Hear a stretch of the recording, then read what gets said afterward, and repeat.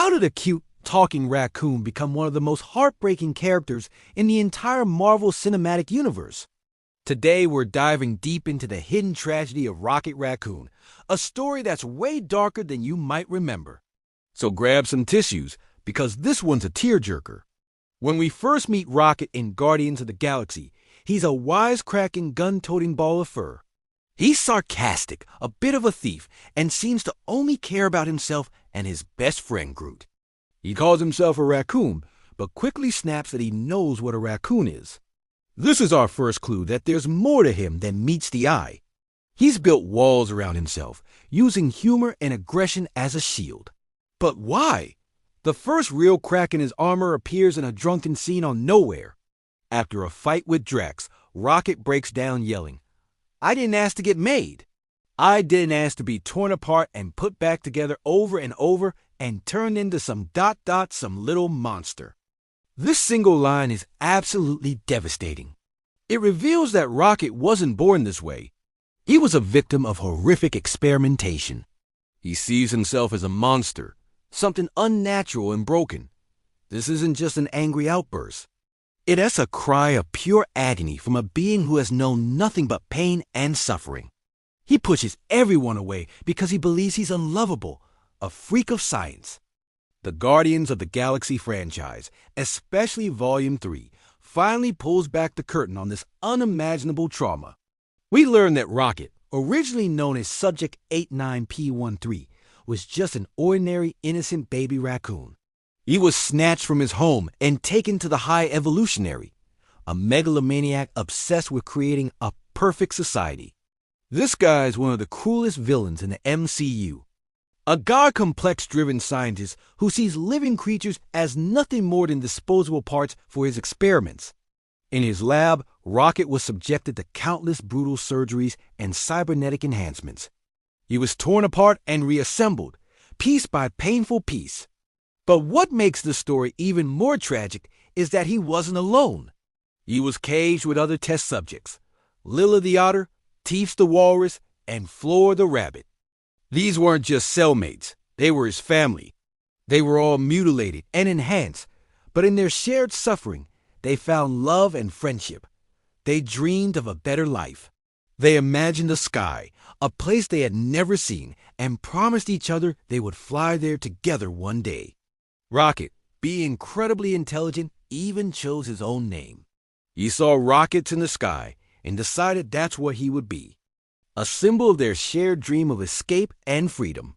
He wasn't just a number anymore, he was Rocket, and his friends were Lilla, Teefs, and Floor. They gave each other identities beyond their prison numbers, a small act of rebellion and humanity in a place devoid of it. Rocket's intellect, a direct result of the High Evolutionary's experiments, became his greatest asset. He figured out a flaw in the security system, a way for them all to escape.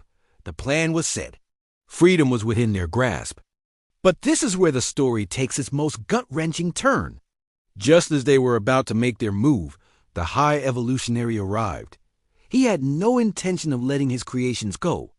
In a fit of rage at Rocket's intelligence, he callously shot Lilla.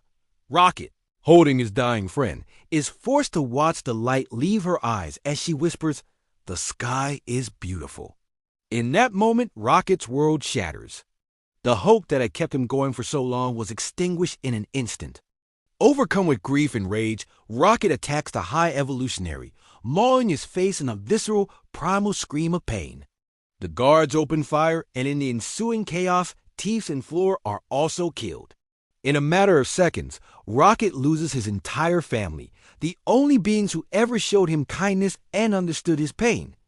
He escapes, but he's alone. Utterly and completely alone. This is the trauma that defines him. This is why he's so cynical, so guarded. Every time he pushes someone away, it's because he's terrified of losing them like he lost Lilla, Teefs, and Floor. His sarcastic quips are a defense mechanism, a way to keep people at a distance so they can't hurt him, and so he can't hurt them. When he meets the Guardians, he finds a new family, but the fear of repeating the past is always there. Think about his relationship with Groot. Groot is pure, innocent, and loves Rocket unconditionally. In Groot, Rocket finds a piece of the kindness he lost. When the original Groot sacrifices himself saying, "We are Groot," it's another devastating blow. Rocket loses a family member all over again. His desperate plea, "No, Groot, no," is the cry of someone reliving their worst nightmare. Over the course of the films, we see Rocket slowly, painfully, begin to heal. He starts to let the other Guardians in. He learns to accept their love, even if he doesn't feel he deserves it. In Volume 2, his dynamic with Yondu is particularly powerful. Yondu sees himself in Rocket, another broken soul who pushes people away. His line, "I know you steal batteries you don't need because you're a scared little baby," hits Rocket hard because it's true. Yondu's sacrifice to save Peter Quill teaches Rocket a profound lesson about love and family. By the time we get to Infinity War and Endgame, Rocket has been through even more loss. He's one of the few survivors of the snap, left alone for 5 years with only Nebula for company. Imagine that. After finally finding a family, he watches most of them turn to dust. He spends 5 years in the quiet aftermath, the weight of his past tragedies now compounded by a universal one. This is what makes his reunion with the revived Guardians so emotional. It's a second chance he never thought he'd get. And his arc culminates in Guardians of the Galaxy Volume 3, where he finally confronts his maker. The fight with the High Evolutionary isn't just about revenge. It's about liberation. It's about saving other innocent creatures from the same fate he and his friends endured.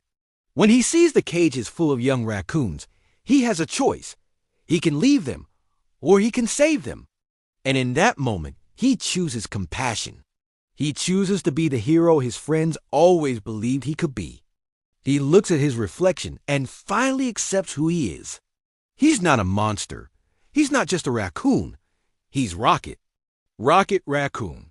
The film ends with Rocket as the new captain of the Guardians of the Galaxy. It's a perfect full circle moment. The scared, traumatized creature who felt he was nothing more than a monster is now a leader, a hero, and the head of a loving, if dysfunctional, family. He is no longer running from his past, but has embraced it as part of who he is.